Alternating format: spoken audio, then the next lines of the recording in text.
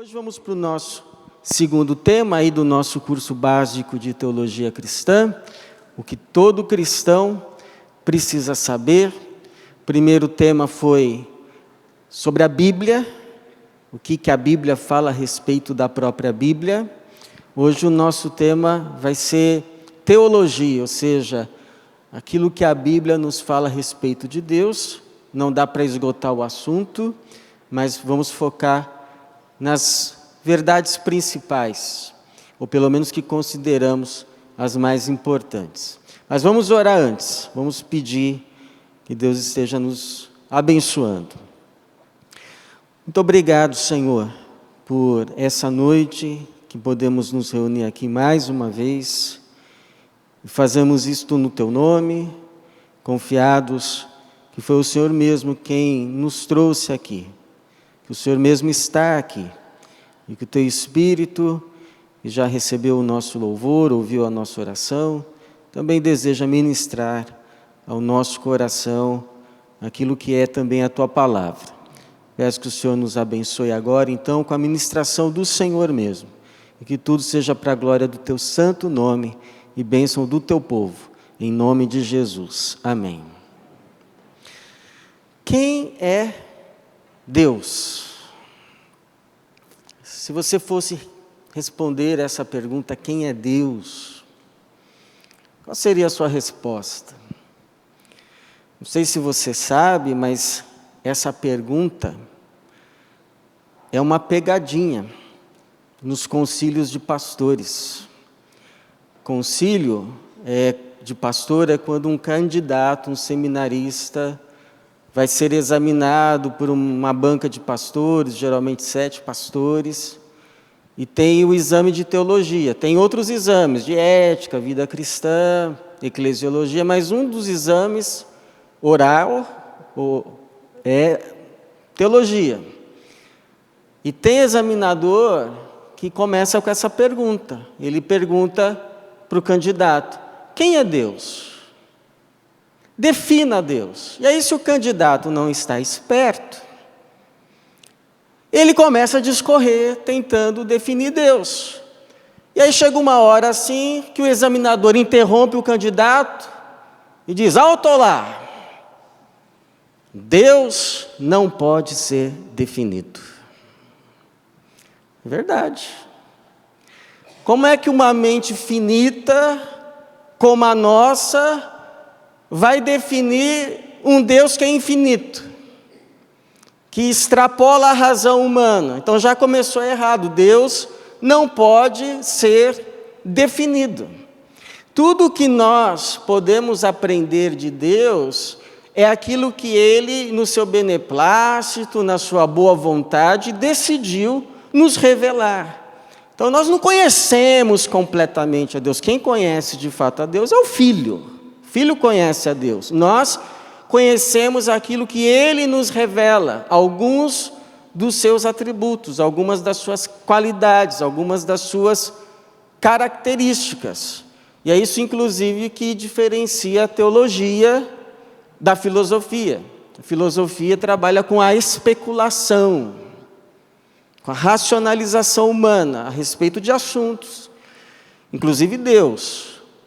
Agora, a teologia trabalha com a revelação. Ela pega aquilo que Deus revelou a respeito dele mesmo e procura explicar essa revelação que nos foi dada de uma forma racional, de uma forma inteligível, uma forma que faça sentido, uma forma que nós possamos entender, compreender algumas dessas verdades.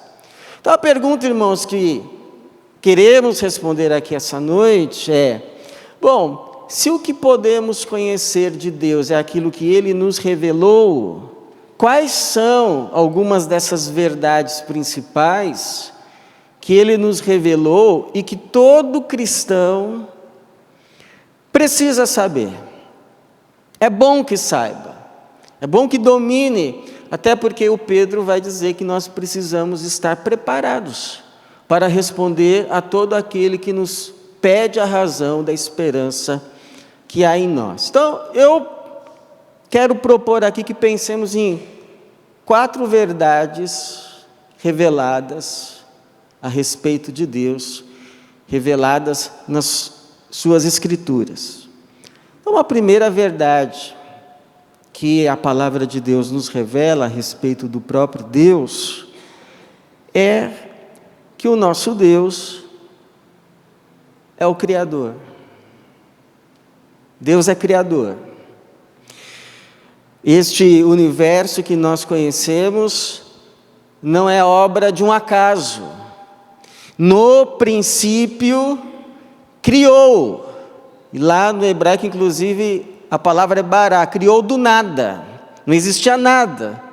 Mas Deus criou. Nós precisamos de uma matéria-prima para fazer alguma coisa. Deus não precisou de nenhuma matéria-prima.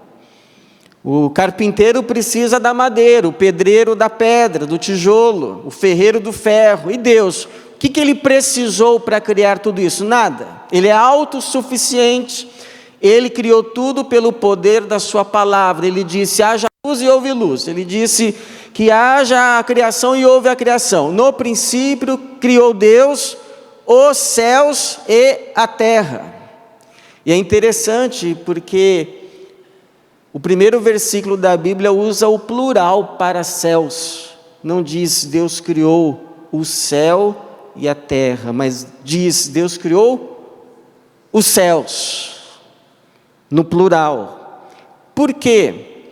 Isso é devido, irmãos, à cosmovisão bíblica, principalmente dos hebreus, a respeito de como seria constituído o universo. O hebreu e os escritores bíblicos, eles entendiam que o universo era composto assim, da terra, a morada dos seres humanos, a morada dos animais, e 3 céus. O primeiro céu sendo o céu das aves, o segundo céu sendo o céu das estrelas, dos planetas, e finalmente um terceiro céu, morada de Deus, dos anjos, e no Novo Testamento entendemos também a morada dos santos, ou seja, dos crentes que morreram em Jesus. Tanto é que o apóstolo Paulo, uma vez ele escreve assim, conheço um homem em Cristo que há 14 anos foi arrebatado ao terceiro céu. Que céu é esse? O céu de Deus. Se isso aconteceu no corpo ou fora do corpo, não sei, Deus o sabe. Então Deus é o Criador de todas as coisas. Essa expressão para o hebreu, céus e terra, seria para nós brasileiros, do Iapoque ao Chuí. Se a gente diz assim, olha, eu andei esse Brasil do Iapoque ao Chuí, o que eu estou querendo dizer? Que eu percorri o território todo do Brasil, de norte a sul, de leste a oeste, do Iapoque ao Chuí.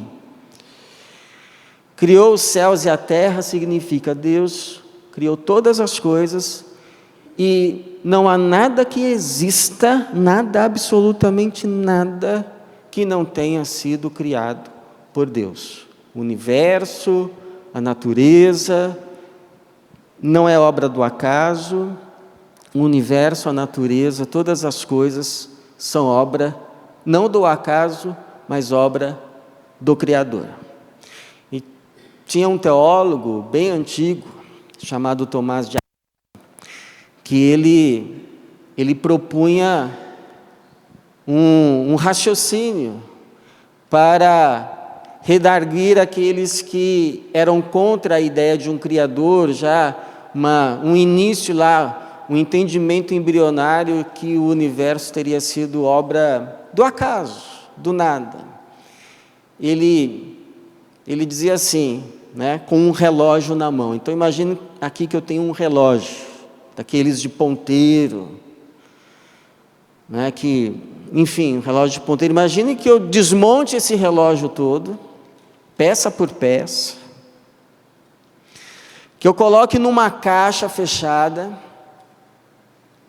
e eu comece a balançar essa caixa, as pecinhas lá, todas desmontadas do relógio, eu comece a balançar essa caixa, Pergunta que eu faço para você: quanto tempo levaria para cada uma dessas pecinhas encontrarem o seu lugar certo, se encaixassem todas, o relógio se formasse e voltasse a funcionar? Quanto tempo levaria?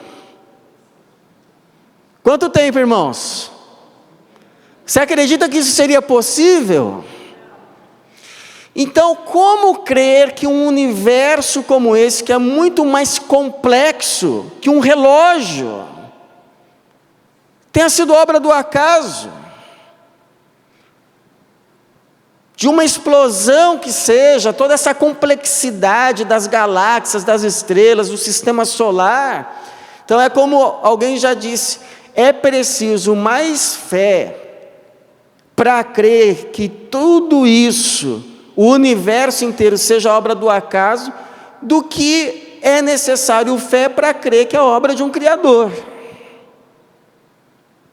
de um ser inteligente.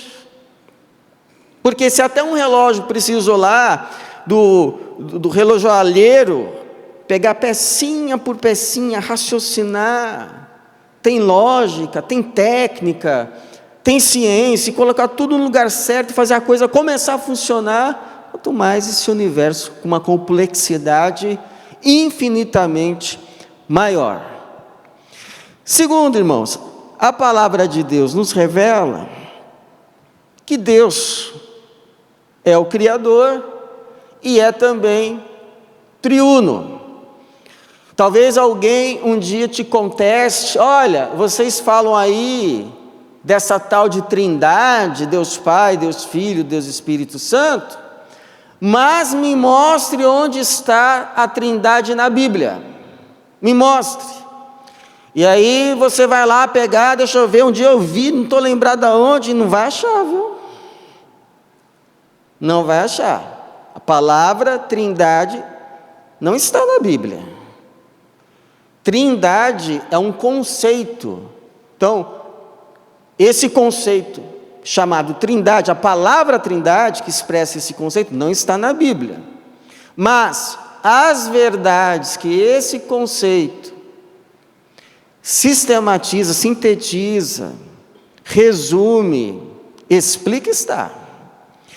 Porque a trindade, ela resume a verdade bíblica de que Deus, de fato, é um só. Deus é um só. Mas que coexiste em três pessoas distintas: Deus Pai, Deus Filho e Deus Espírito Santo. Então a Bíblia vai falar que o Pai é Deus, não temos todos o mesmo Pai, não fomos criados pelo mesmo Deus, Malaquias 2:10. Paulo diz: um só Deus e Pai de todos, que é sobre todos, por todos, está em todos. Então o Pai, Deus, e o Filho. Tem gente que vai falar assim: olha, a prova que Jesus é Deus é porque Ele mostrou poder sobre a natureza, Ele andou sobre o mar, Ele ressuscitou os mortos, Ele expulsou demônios. Bom, tudo isso é verdade, tudo isso mostra a divindade de Jesus. Mas para mim, a prova mais irrefutável de que Ele é Deus é que Ele foi adorado.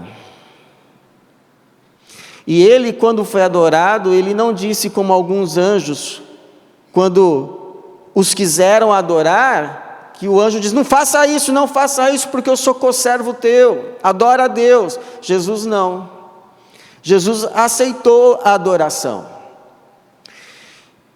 Quando o viram, Mateus 28:17, adoraram-no. Quando Ele cura um homem de cegueira, de nascença, depois Ele encontra esse homem curado, e pergunta: você crê no Filho do Homem? Disse o homem: eu creio, Senhor, e o adorou. E Jesus não falou nada. Hebreus 1,6 vai testemunhar, e ao introduzir o primogênito no mundo, outra vez diz, e todos os anjos de Deus o adorem. Ora, adoraram Jesus, Jesus recebeu a adoração, e o próprio Jesus diz que não era cabível adorar outro senão Deus. Quando ele foi tentado no deserto, Satanás exigiu dele adoração, ele respondeu, ao Senhor teu Deus adorarás, e só a Ele servirás, ou só a Ele prestarás culto. O Filho é Deus, e o Espírito Santo? O Espírito Santo é Deus. Uma das passagens que a gente vê isso mais claramente é essa. Então Pedro perguntou, Ananias, por que Satanás encheu o teu coração para que mentisses ao Espírito Santo? Não mentiste aos homens, mas a Deus. Então, o Pai é Deus, o Filho é Deus, o Espírito é Deus. Aí alguém podia perguntar assim, pastor, mas será que Deus não é um só, mas ele acaba assumindo papéis distintos, papéis diferentes? Tipo, ora ele assume o papel de pai, ora ele assume o papel de filho, ora ele assume o papel do Espírito Santo. Então, por exemplo, eu tenho horas que eu exerço o papel de pai lá em casa. Sou uma pessoa só, o Ricardo, mas eu exerço diferentes papéis. Eu exerço o papel de pai, eu exerço também o papel de filho, eu também exerço o papel de pastor. Então, uma pessoa só, mas com 3 papéis diferentes. Será que não seria isso? Essa ideia de que Deus seria um só, mas exercendo papéis diferentes, ou 3 no caso, papel de pai, papel de filho e papel de Espírito Santo, foi considerado uma heresia pela igreja. Por quê? Porque ao mesmo tempo que a Bíblia, as Escrituras, afirmam que o Pai é Deus, o Filho é Deus e o Espírito Santo é Deus, as Escrituras vão afirmar também que são 3 pessoas distintas. Por exemplo, no batismo de Jesus, você lembra? Jesus saiu das águas, então está lá já Jesus. E aí o que acontece? Você lembra o que aconteceu? O que aconteceu? O céu se abriu e veio o quê? O Espírito Santo em forma de pomba e pousou sobre ele. Então está lá o Filho e o Espírito. E aí, como se não bastasse, vem o quê? Do céu uma voz que diz o quê? Esse é o meu filho. Quem estava falando? O Pai, né? Deus Pai. Esse é o meu filho amado, em que me comprazo. Então ali o Filho, o Espírito e o Pai. Ali, ó. Depois de batizado, Jesus saiu logo da água e viu o céu se abrir, o Espírito de Deus descer como uma pomba vindo sobre ele, e uma voz do céu disse, este é o meu Filho amado, de quem me agrado. 3 pessoas distintas.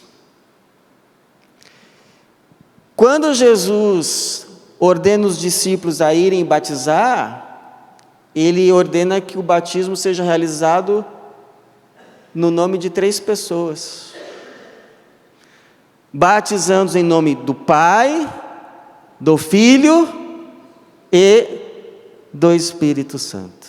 Então, irmãos, se quisermos ser honestos com a Bíblia, a gente vai ter que chegar a essa conclusão que a palavra Trindade expressa, que existe um só Deus, mas que coexiste em 3 pessoas distintas.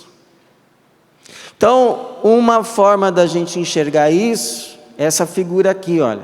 Deus é um só, coexistindo em 3 pessoas, Pai, Filho e Espírito Santo.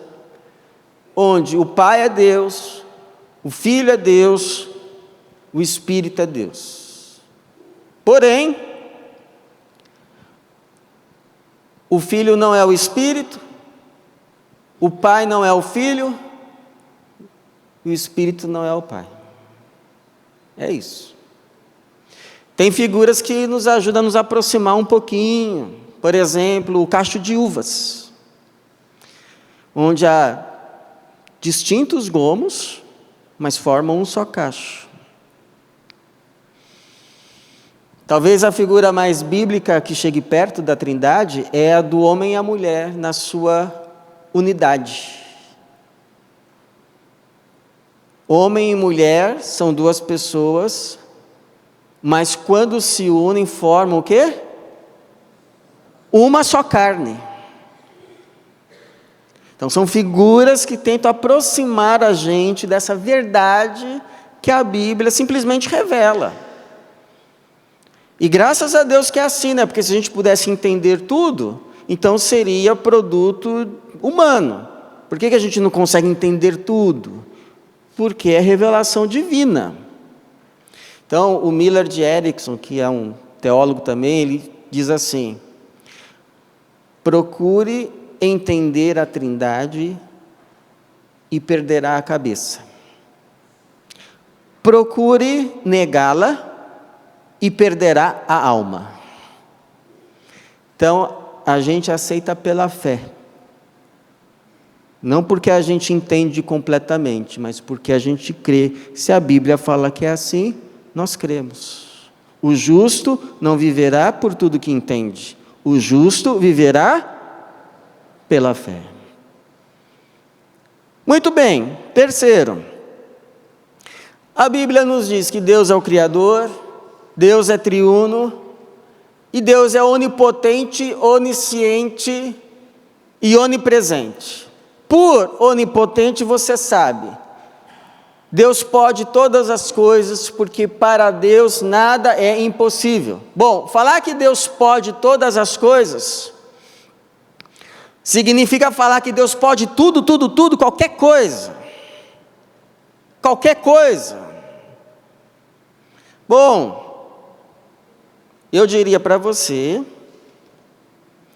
que Deus pode tudo que esteja de acordo com o seu caráter. Por exemplo, a Bíblia diz que Deus não pode mentir. Deus não é homem para que minta. A Bíblia diz que Deus não pode ser tentado pelo mal, e a ninguém tenta. Então, quando a gente fala que Deus pode tudo que esteja de acordo com o seu caráter. E louvado seja Deus por isso. Porque imagina um ser todo poderoso sem caráter. O que seria de nós? Mas louvado seja o Senhor que Ele pode todas as coisas, não há limites para o seu poder, mas Ele mesmo se limita devido ao seu caráter.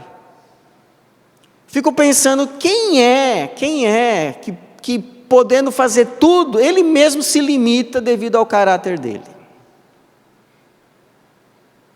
Muitos governantes poderiam ouvir isso, né? Não é porque pode, que tem acesso, que deva fazê-lo. Então Deus pode tudo, sim, mas tudo o que está de acordo com o seu caráter.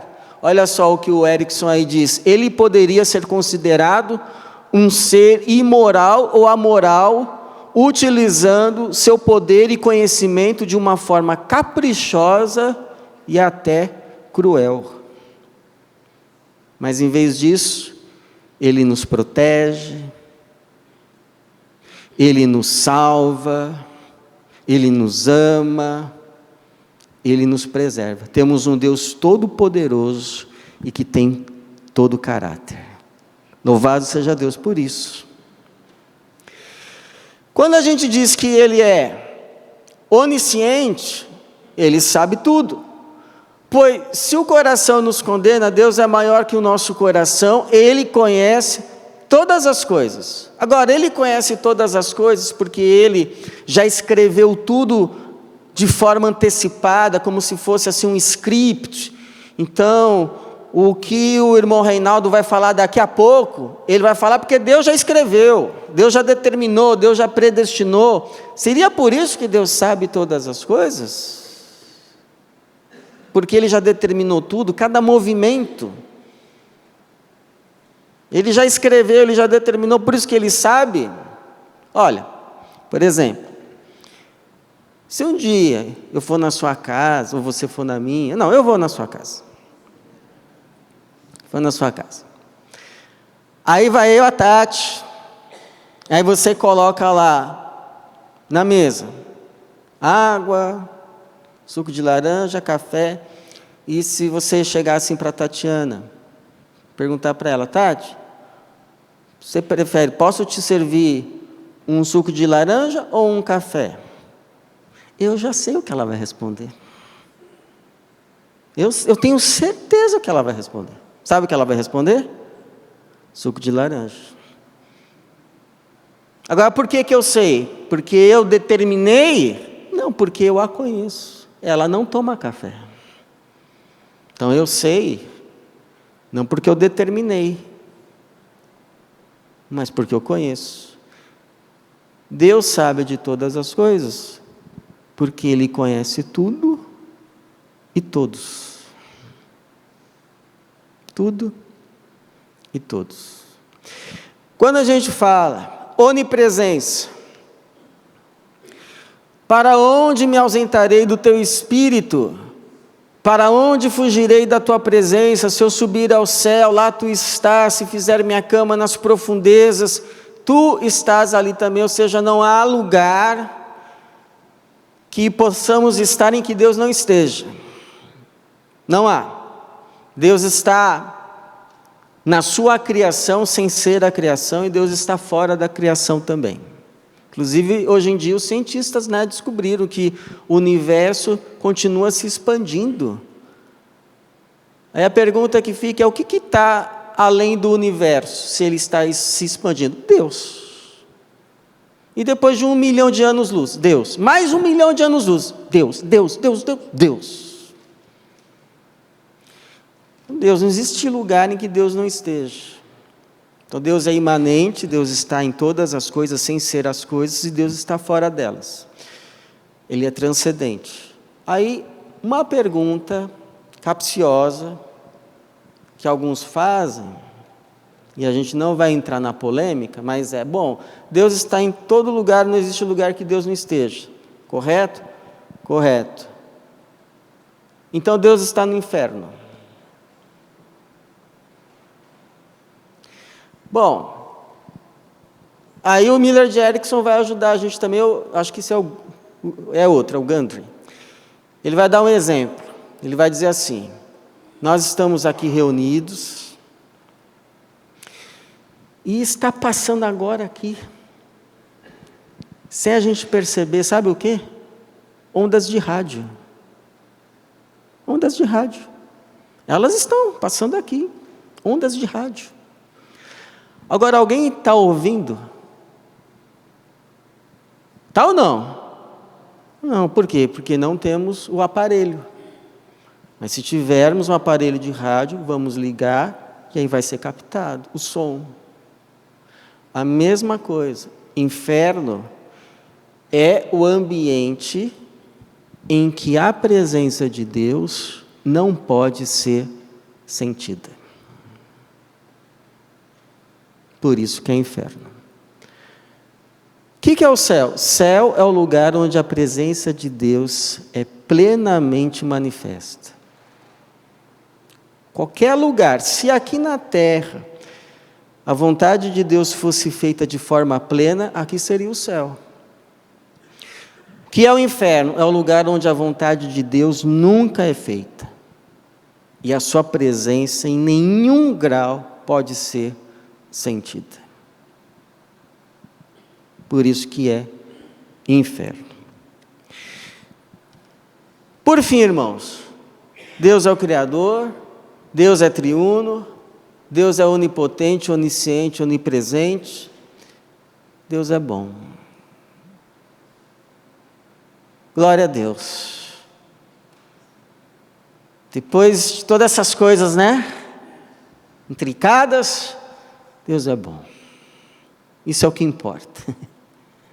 Onde que nós podemos ver a bondade de Deus? Na natureza.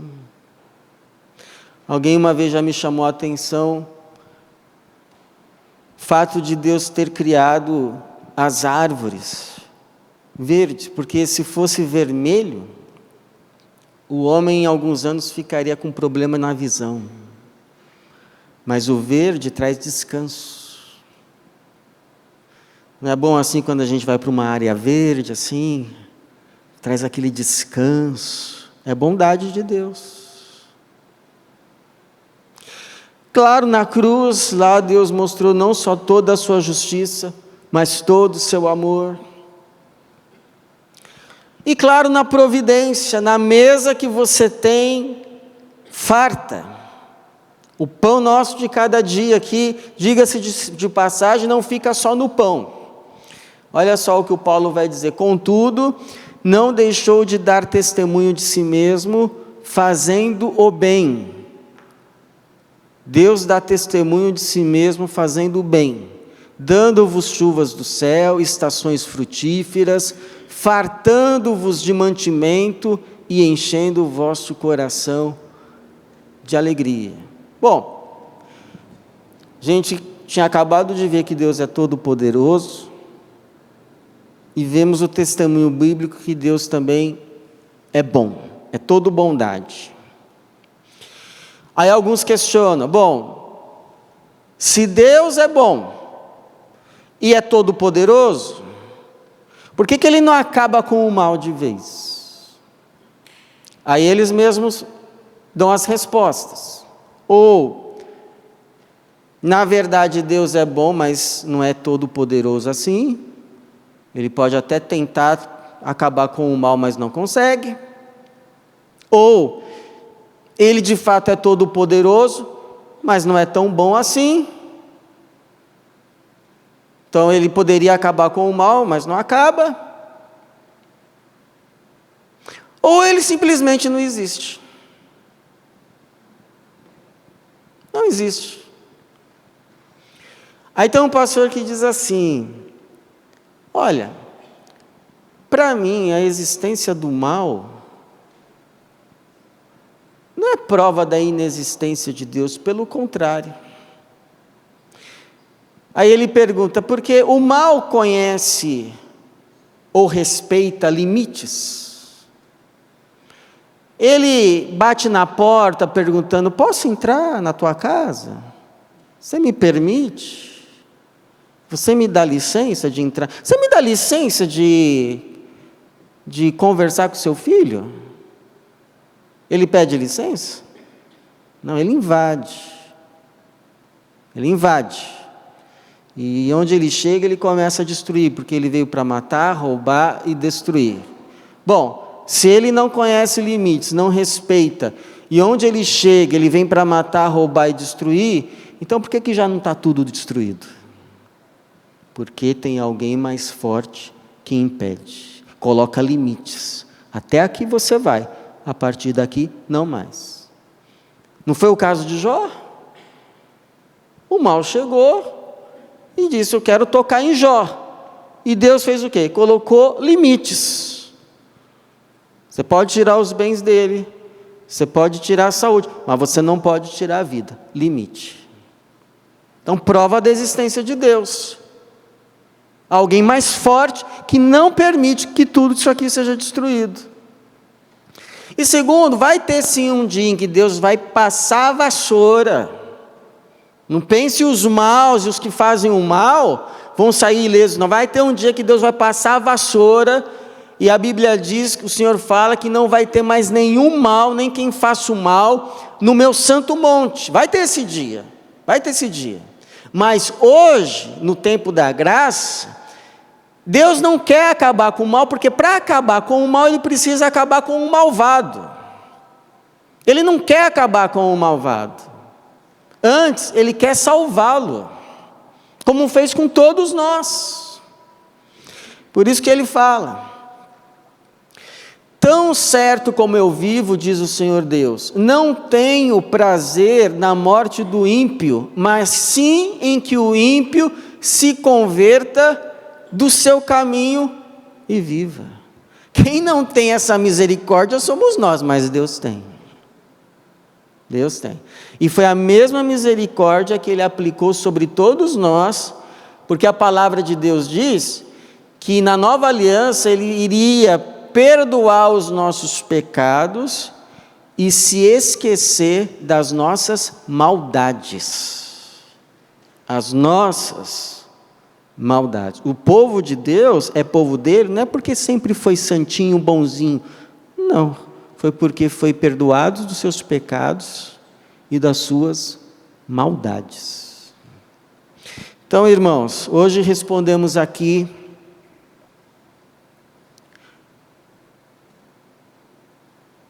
duas perguntas que estão lá no nosso flyer lá que a gente colocou do nosso tempo aqui nas quartas-feiras. Uma das perguntas é: como explicar a Trindade? Então, a palavra Trindade não se encontra na Bíblia, mas as verdades que ela sintetiza, sim. A Bíblia afirma que há um só Deus que coexiste em três pessoas distintas: Deus Pai, Deus Filho e Deus Espírito Santo. Essa é a resposta. Uma outra pergunta que a gente disse, depois que você fizer os estudos, você vai poder responder. Se Deus é bom e poderoso, por que não acaba com o mal no mundo? Haverá um dia em que Deus extirpará do mundo o mal. Isaías 11:9. Hoje, porém, Deus deseja que os maus que causam o mal se arrependam e sejam salvos, como fomos. Amém? Amém. Bom, a gente ainda tem um tempo. Alguém tem alguma questão, algum comentário? Sim, pastor. Pergunta de pastor é concílio, hein?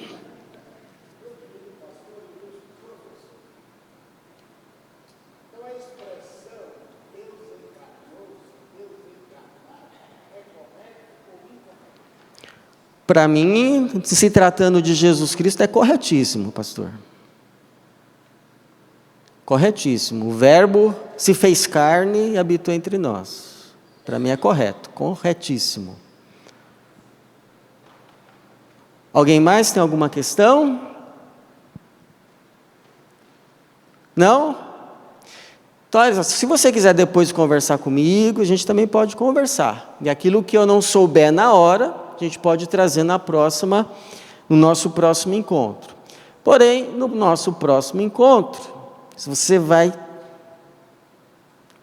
responder uma pergunta muito filosófica, científica e complicada. No próximo estudo, nós vamos saber quem nasceu primeiro, o ovo ou a galinha. Deus nos abençoe.